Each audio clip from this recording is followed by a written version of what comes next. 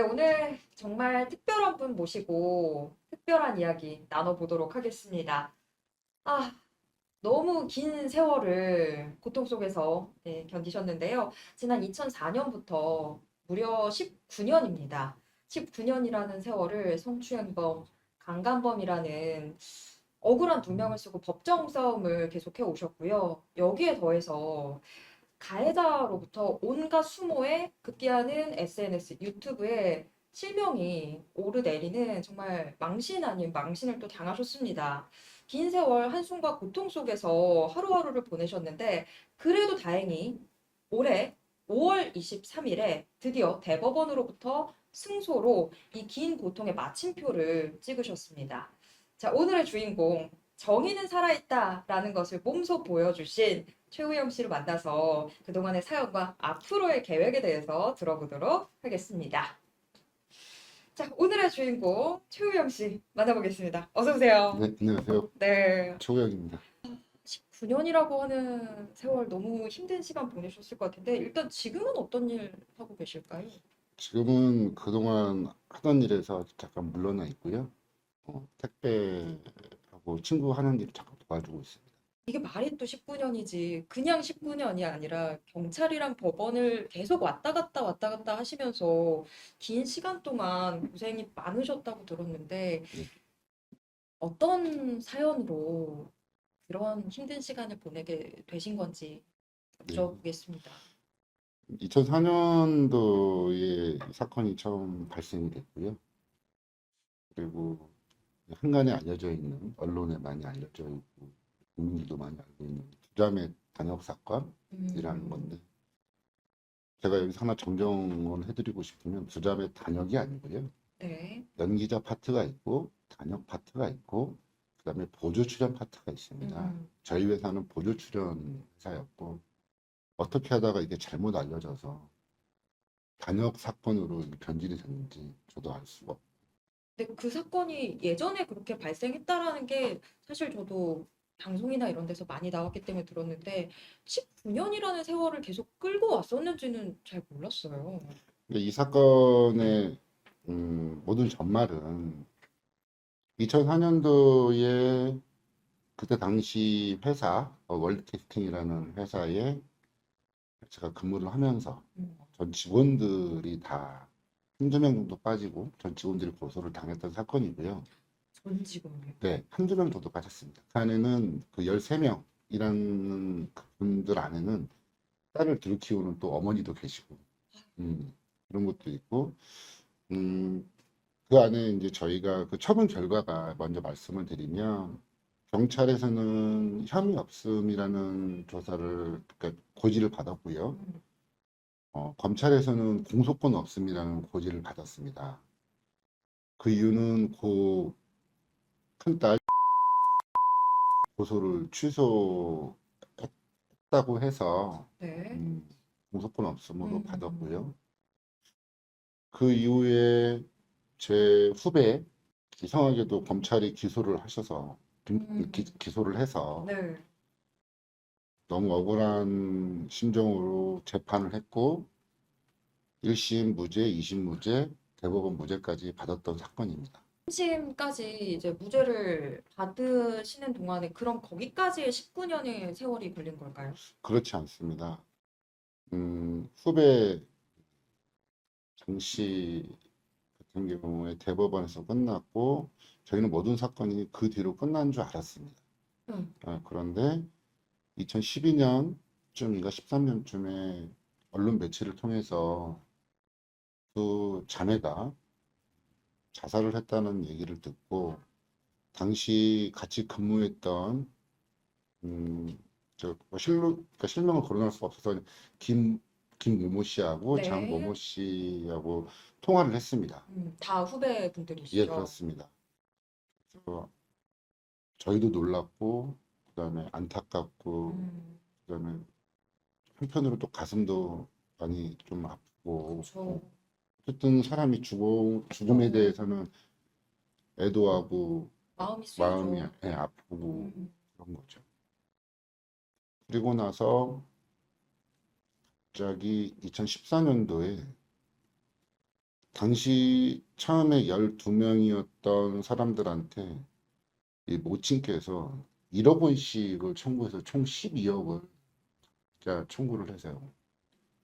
깜짝 놀랐어요. 아니, 근데 지금 피해를 입었다라고 이야기를 하셨던 그 따님분들이 사망을 하셨는데 갑자기 왜 모친분은 여기서 갑자기 등장을 하는 걸까요? 저희도 알 수가 없습니다. 어, 뭐 항상 그때 당시 때도 2004년 그 사건 때에도 모든 사건에 대해서 모친이 다 같이 했고 대면 음, 조사도 모친이 같이 했고 제 기억으로는 그렇게 기억하고 있습니다. 그래서 2014년도에 개인 1인당 1억씩 청구를 했는데요. 그거는 또 법원 판결은 제 기억으로는 소멸시효가 지났고 음, 기각이 된 걸로 알고 있었습니다. 또한 그 사건으로 그냥 그렇게 해서 모든 게 정리가 되는 줄 알았는데 네. 2018년도 우리나라 그 봄에 미투 바람이 아, 맞아요. 네, 정말 거세게 불 때 그때 또 이제 제가 일하고 있던 그 방송사에 네. 그 공문을 보내가지고 강력 성추행범, 뭐 강간범, 아, 뭐 이렇게 해서 공문을 보내서 말 한마디 못하고 그냥 현장에서 퇴출을 당했고요. 아우, 그러면서 이제 저도 정신적인 충격이 너무 컸고, 그냥 이제 사건이 끝나가면서 이제는 좀 일상으로 돌아가겠거니라고 생각을 하셨을 텐데 미투 바람에 갑자기 끄집어내진 상황이 된 거네요. 네. 근데 당시 그 2018년도에는 저는 그렇습니다. 그때 당시에 우리나라의 남자들은 그쪽에 느낌이라도 있으면 무조건 다 실행자가 될 수 있었고, 음, 제가 지금 말씀드리는 거는 거기에 관련된 그 나쁜 행동을 했던 사람들은 당연히 벌을 받아야 한다는 걸 아우, 전제하에 있고, 네네. 그렇지 않고 법에 이미 심판을 여러 번 받았는데도 음, 그 위로는 뭐 조사하고 주위에 손가락질 받고 뭐 이런 게 너무 힘들었던 시기였는데 그때 그 후배 김 씨라는 분하고 후배 장 씨라는 분하고 저희가 소송을 준비한다고 하니까 네. 제 주위에 100명 중에 100명이 다 말렸습니다. 하지 아니, 말라. 억울한 걸 그래도 풀어야 되잖아요. 저희 세 명은 그렇게 마음을 네. 먹었는데 지금은 때가 아니다. 아니, 그럼 언제가 때라고. 네, 제가 그렇게 말씀을 드렸고요. 네. 그래서 제가 그 말씀을 했습니다. 후배들한테도 어떻게 전달을 했냐면 숨는 자 그자가 범인이라고 얘기했어요. 절대 안 한 거는 안 음, 했다라고 해요. 특히 이 문제는 반드시 억울한 면이 있으면 오명을 벗어야죠. 수사기관과 사법기관을 통해서라도 반드시 밝혀내야 음, 하는 거고 그 사건 2018년도에 저희가 민사 사건으로 해서 손해배상을 청구했고요. 네. 일부 승소 판결을 받아서 음, 어, 대법원까지도 가서 위자료를 받았던 기억이 있습니다. 위자료는 한 2, 3년 전, 3년 전, 2년 전에 그 모친이 돈이 좀 없다고 3회에 걸쳐서 낸다고 해서 그렇게 하시라고 아, 해서 또 받았고, 이 화병이라는 게 안 생길래 안 생길 수가 없을 것 같아요. 네. 그 모친께서 계속해서 유튜브하고 언론사를 통해서 음,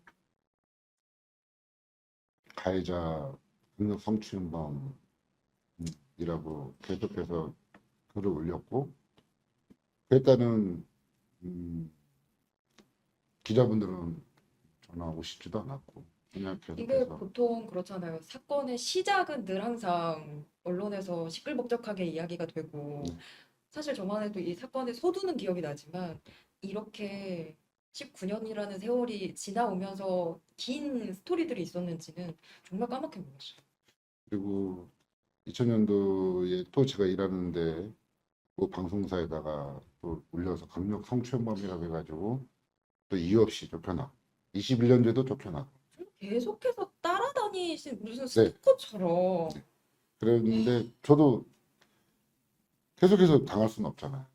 그래서 수사기관 그다음에 또 사법기관 해서 아까 아나운서님이 말씀하셨던 결국 1심 승소, 네. 2심 기각, 대법원 제가 승소를 해가지고 이렇게 마무리가 됐어요.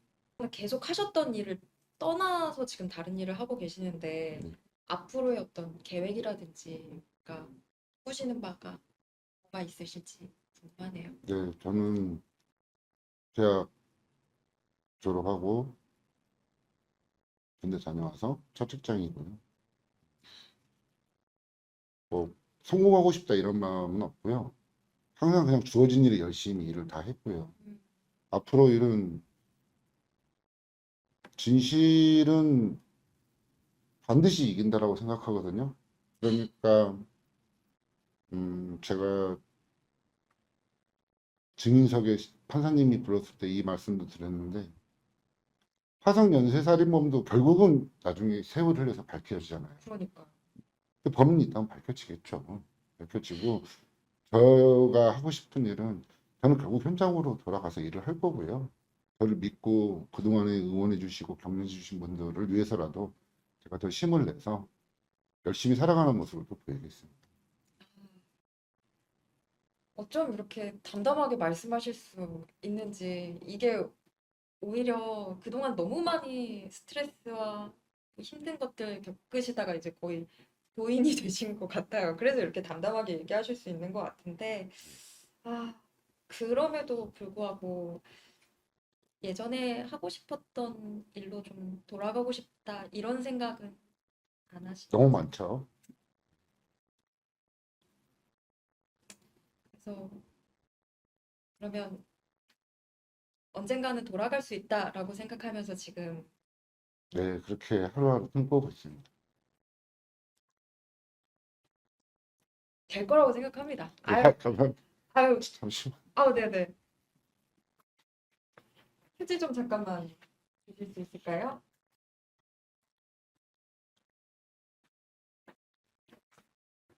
너무 힘든 시간을 이렇게 딱 압축해서 말하는 게 참 쉽지 않죠. 와, 네, 또한 말씀 드리고 또 싶은 네네네. 건 그동안의 언론사에서 단 한 번도 저희들한테 귀를 기울여주지 않으셨어요. 사실 좀 낙인 같은 게 네, 찍혀버린 거잖아요. 네, 그리고 늦게나마 이렇게 이런 자리를 마련해 주셔서 너무 감사하고 고맙고요.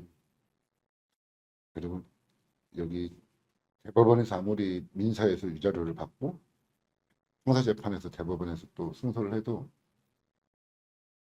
사실은 상처뿐인 영광입니다.